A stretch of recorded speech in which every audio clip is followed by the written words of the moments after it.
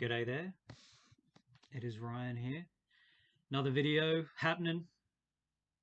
Okay, so in this one I'm going to talk a little bit about my new book that I'm currently writing, which will be published again by Flying Disc Press and Philip Mantle at the beginning of next year sometime. Soothing tunes.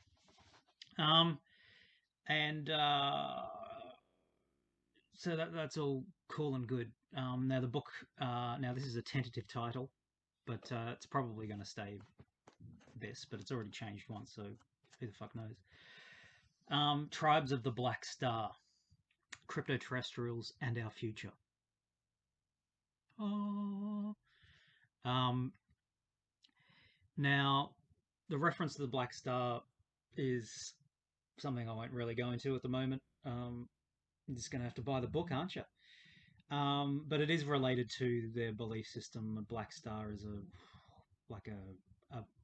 metaphor for another place. Okay, I'll say at the moment. But anyway, so I've been getting into a lot of looking into that with them and having them teach me a bit about this kind of stuff. Having said that, the video I made that's in a separate playlist that's not an Orion Ramblings, but I started another playlist and I've made one video for it so far, and there will be other ones presumably at some stage when it takes my fancy, about Majina philosophy, and it's called The Architecture of Absence. I've called it, and I've just made one episode so far. Now, after I made that, which is trying to articulate, it was a video, it's a lecture, I suppose you'd call it, trying to articulate some of the ideas about the way the Majina see the world. And as the series goes on, I'll try and relate it back to their technologies and their worldview, how it informs the way they use their technologies, and also, you know, was the catalyst for them manufacturing these technologies in the first place, specifically how they are, the form they take, the way they work, what they're for, blah, blah, blah. You know, their ideas are not dissimilar to a lot of ideas floating around society anyway, you know, like Derrida's ideas of, the French philosopher's ideas of deconstructionism, and, you know, Buddhism, earlier forms of Buddhism, really more pure forms of Buddhism, in the sense the earlier ideas that were very much revolving around ideas of you know, the emptiness of things, clusters of ideas, being at the objects just being clusters of ideas, even individuals and souls, there being no real self, etc. and so on. Some of these ideas are relevant, blah, blah, blah. But anyway, so after I made that video, and I call it The Architecture of Absence just because that's what I thought. I like a nice bit of alliteration, and also I thought that sums up their kind of philosophy or theology. I don't know what the fuck you'd call it. After I made that video, the dudes that very night visited me, and it was a bit of a different kind of situation. I wasn't quite used to the tech that was used, and the way they engaged with me, and so what happened was, I was lying in bed and I had one of these on as well. Sometimes I wear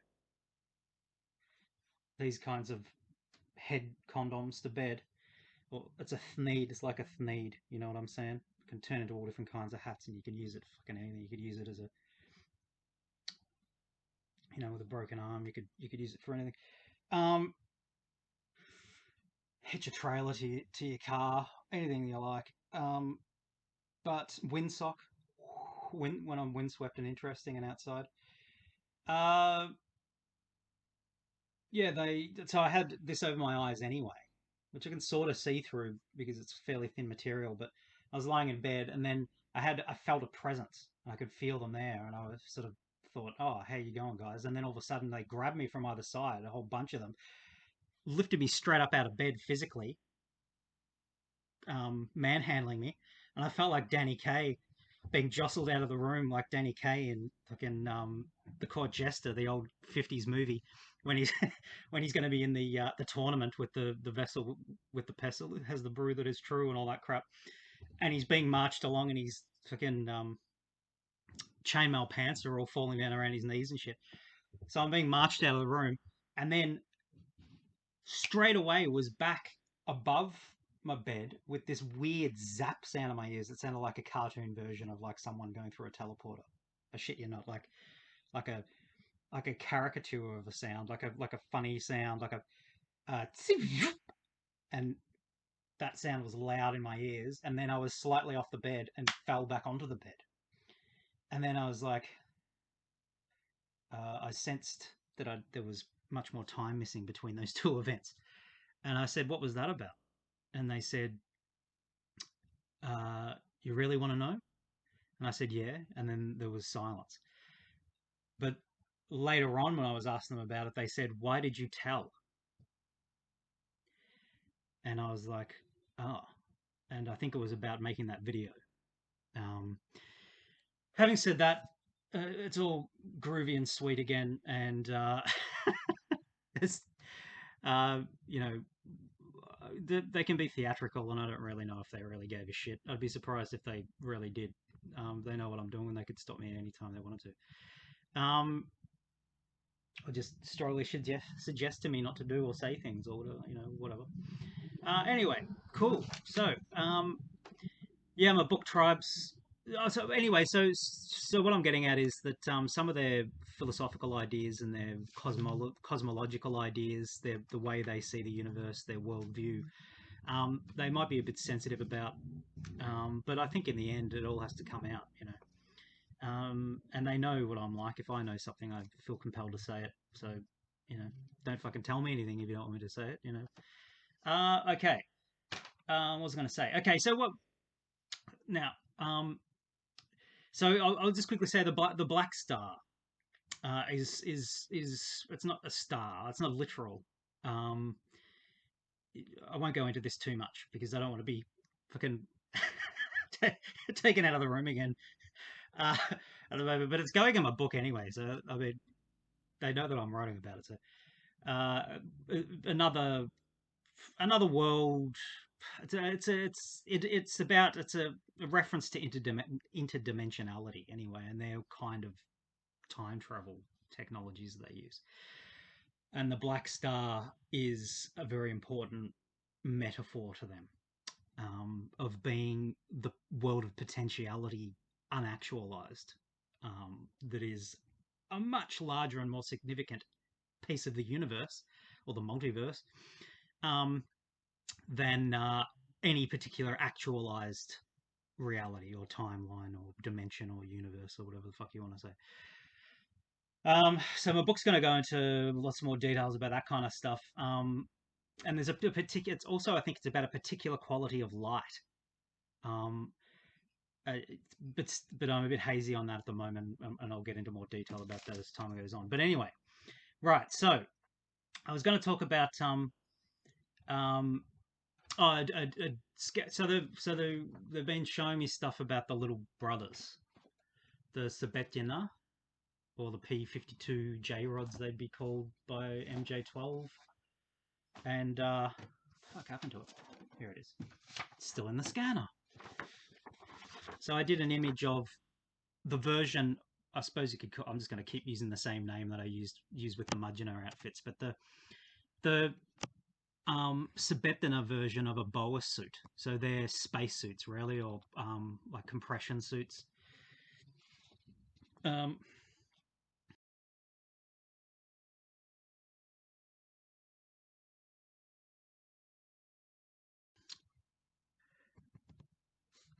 It's just there's so much glare on it. Anyway, so these things are sort of fuzzy, furry, with sort of fur around their ears and stuff like that. That I presume that has some technological significance. I'm not sure about that. So these dudes are these dudes.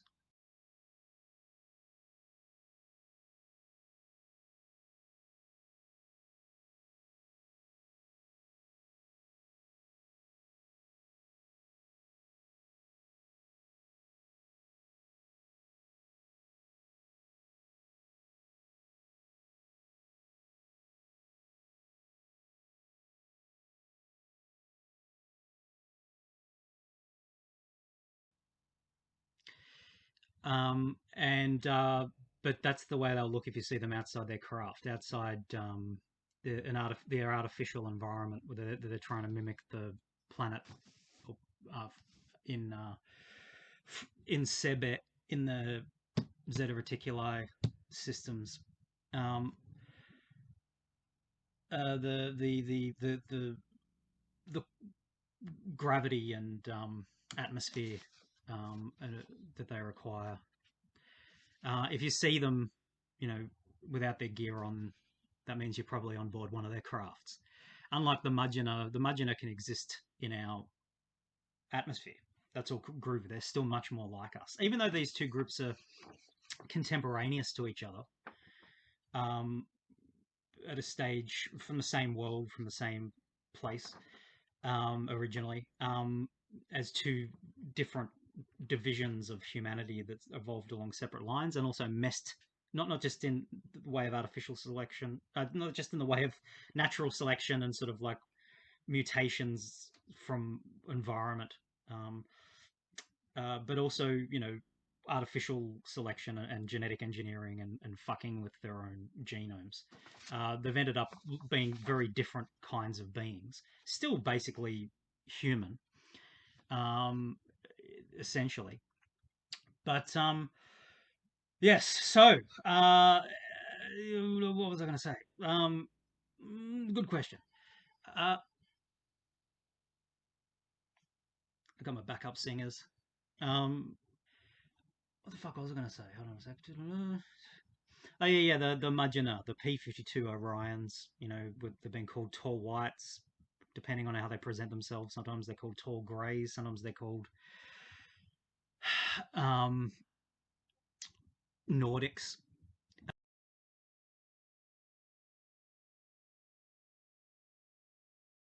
Uh, Whatever.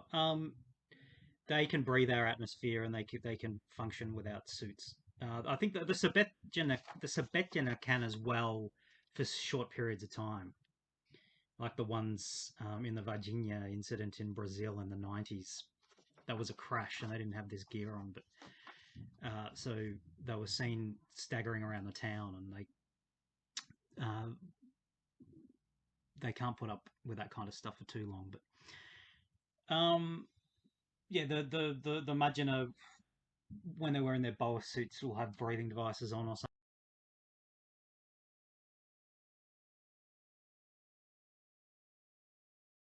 Sometimes they put breathing devices on anyway when they're out and about in the world, but that's to do with allergens.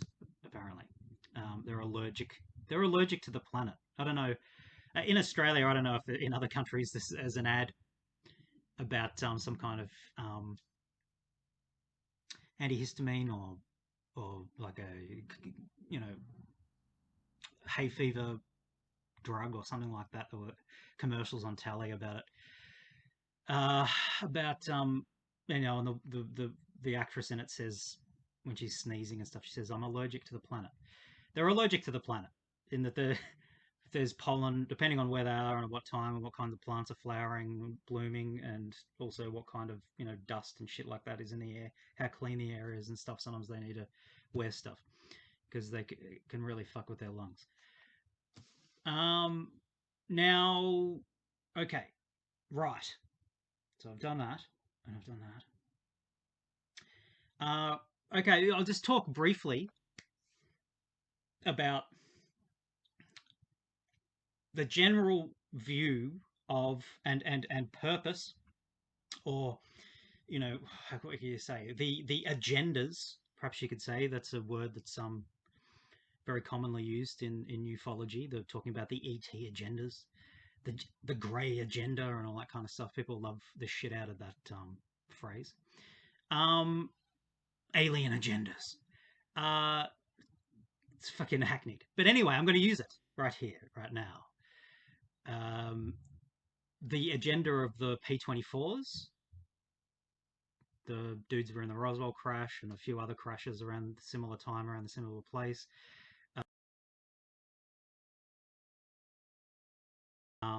And the dudes, I think they have underground habitations, or did. I don't think they're here anymore. But those dudes, these dudes,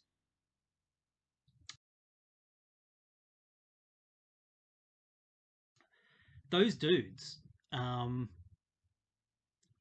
they can breathe our atmosphere and stuff as well for a fair while. I think they require maybe to have a bit of a breather off something else every once in a while, because they're future humans, but they're not actually extraterrestrials in the sense. It all gets a bit confusing. Those kind of are extraterrestrials. They're extra dimensional, I suppose, in a way, but they're, or you could see them as future humans, but they're from a version of Earth from 24,000 years in our future, and the oxygen and the levels of gases, oxygen level and whatnot, and nitrogen and whatnot are a bit different um, by that stage on the Earth after cataclysms and things like that. That won't ever happen for us anymore, but blah blah blah. Now those dudes, um, their agenda and their opinion was assist us through giving us technologies, opening a slow infiltration of cultural, our cultures and our influence in a minor kind of slow, gradual kind of way on our technological advancement, perhaps speeding up a little tiny bit at first, and then also wanting to just allow us, with their help, to be technologically advanced and get beyond the cataclysms. So they wanted to assist us. They wanted to avert the cataclysms. Okay. And I think these are the dudes without the black eyes for the most part. They may wear them when they're in medical situations, shit like the Mudger, and I'm not quite sure. But these dudes are the ones that are usually called, I think, extraterrestrial biological entities, EBA or EBANs. When people talk about, use those words, normally they're referring to these dudes, even though you could strictly say they're not really extraterrestrials, but oh well, bit of a misnomer maybe. Um, so those dudes, a clear agenda, quite positive, quite helpful, wanted to allow this timeline a chance to do other things well and good. Then you got the P-45s, these dudes.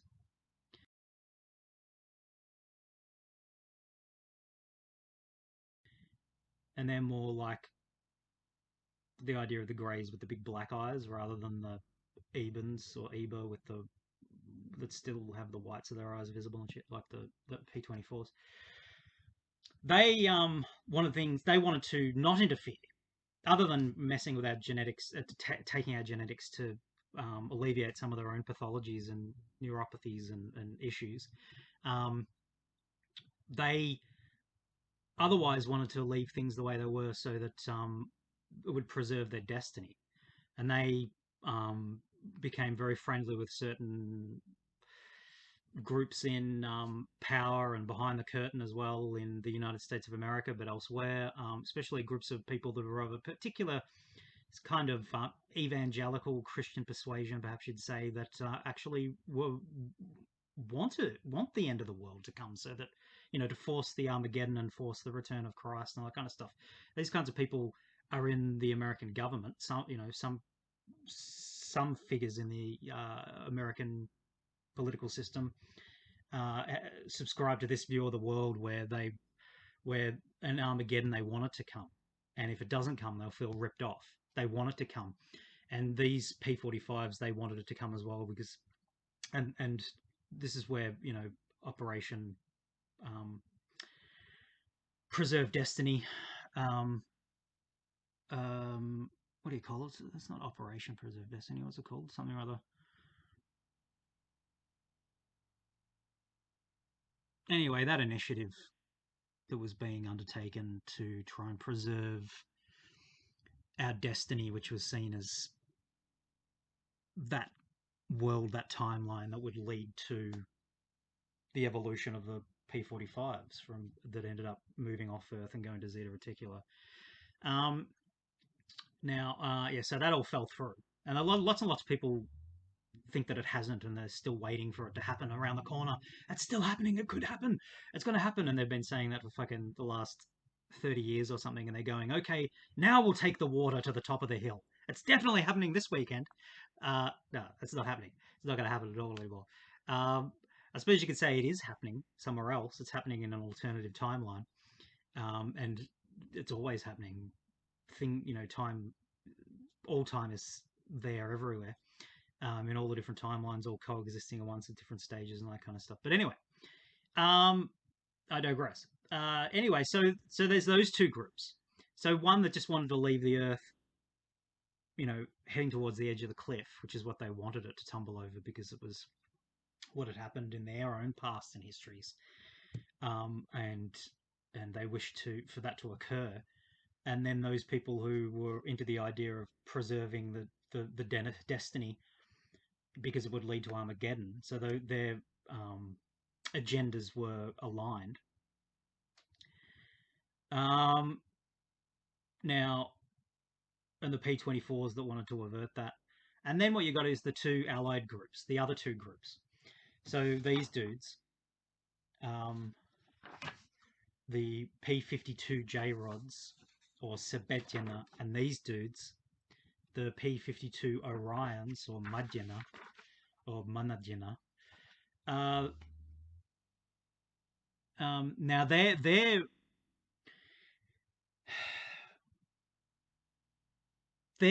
agendas and motivations are less clearly positive and negative. Like those other dudes, it's sort of like, from our perspective, it's like, yeah, the ones with the big black eyes sucked ass because we don't really want them preserving some destiny where the Earth has the shit ripped out of us and most of us die, and most of the life on Earth perishes and all this kind of stuff. That sounds like it'd suck. So we'll push those ones away. And the other dudes are like, yeah, we'll get you past this shit. This is all cool. Now those dudes, the P24s, the Megamind dudes,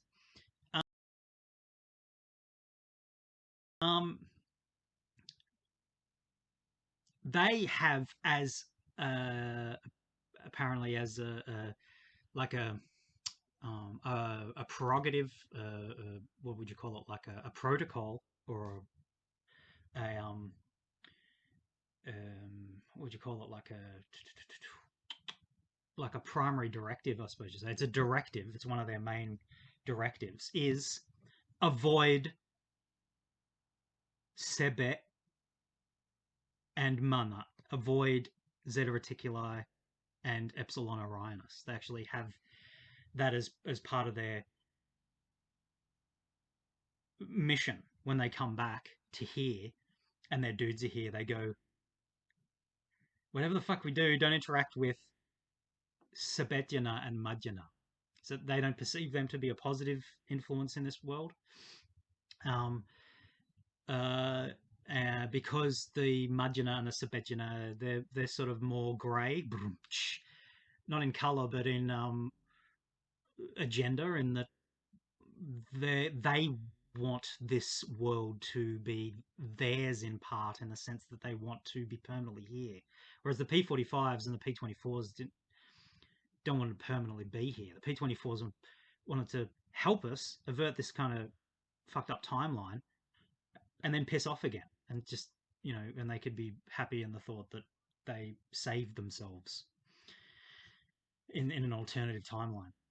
And the other dudes, the P45s, are like, no, we're going to fuck this shit up.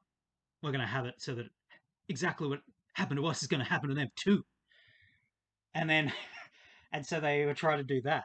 And it's like they're just fucking nasty little pieces of shit, where they couldn't handle the idea that they had to put up with that.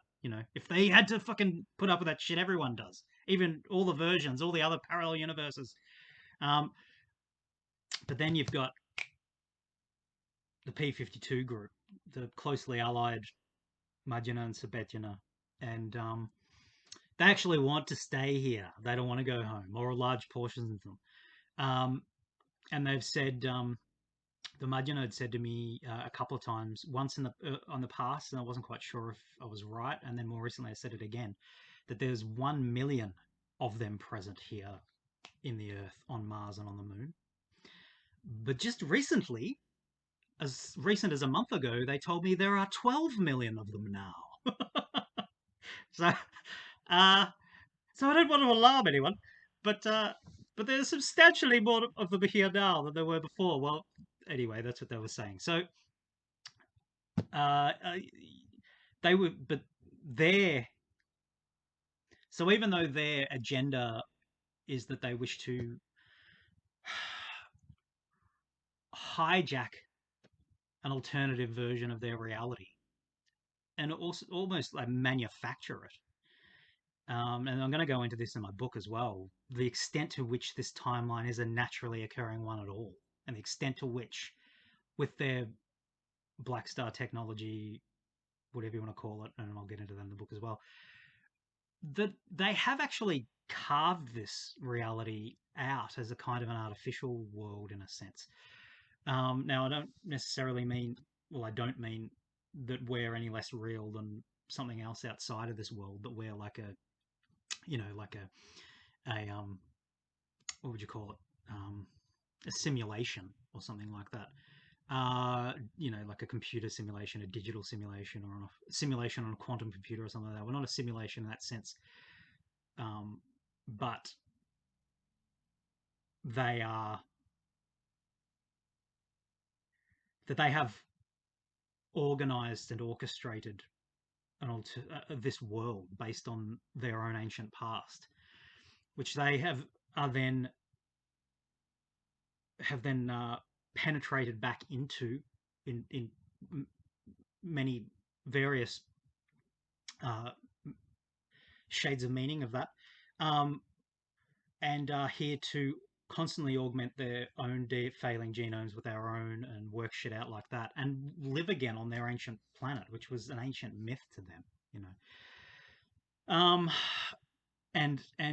The P24s don't see those dudes as necessarily as a good thing for us, you know. Having said that, their agendas were aligned in the sense that the P52 J-Rods and P52 Orions wanted the cataclysms to not happen. So they agree on that much. But then the P24s want to leave us be. Whereas the P52s, J-Rods and Orions, wish to maintain a forever presence. This is their world now, as well as ours. And they say, you know, they don't want, they need for us now to either, as I've said heaps of times before, there's two ways for us. There's the way of us maintaining our technological advancement at the level that it is, our sophistication, continue to destroy the planet, and for them to swat us down and take away our toys so that we're pre-industrial again or even beyond that. Massive amounts of the populations will die of starvation because we won't be able to produce the surplus food and all this kind of stuff. And there's reason to think they've done this through the millennia before, or perhaps a long, long time ago. You know, I'm not quite, you know, I'm not the kind of person who's overly interested in bullshit about Atlantis and all this kind of stuff, but and Lemuria and all that kind of crud. But I think those kinds of ideas are perhaps based on some kind of kernel of truth, that there were earlier forms of Homo sapiens civilization way back when that may have been struck down because we've gotten to, we always get to this stage and we always fuck up again, you know. Having said that, there's the other option of them sharing their tech with us, more in the way that the P24s wanted to have happen. But rather than leaving us to our own devices, teaching us and helping us with the tech and then pissing off, they'd stay here as stewards of a kind. And they don't necessarily think that we're too bright, so we might not be capable of... I mean, just look at what's happening in the world at the moment. Imagine if fucking Putin and Biden had their hands on 0-point technologies and shit like that. I mean, for fuck's sake, you know, this is a nightmare. We're busily at the moment proving to them that they need to destroy us right now. You know, what's happening in the world at the moment is like we're really, really making sure that they have to swat us back down. They want to maintain certain sort of, you know, like free range populations of humans, of course, at whatever level, if it's back to, you know, hunter-gatherer, Stone Age tech, or whatever level of technology it is, there still has to be for their agenda groups of us around that they can interbreed with. You know, cool. I think maybe that was that all I was going to say. Hold on. Oh, what the fuck? Oh yes, this was what I was reading off.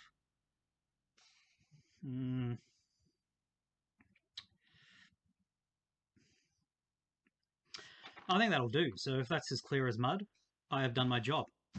And Slanakov, I bid you all a fine farewell.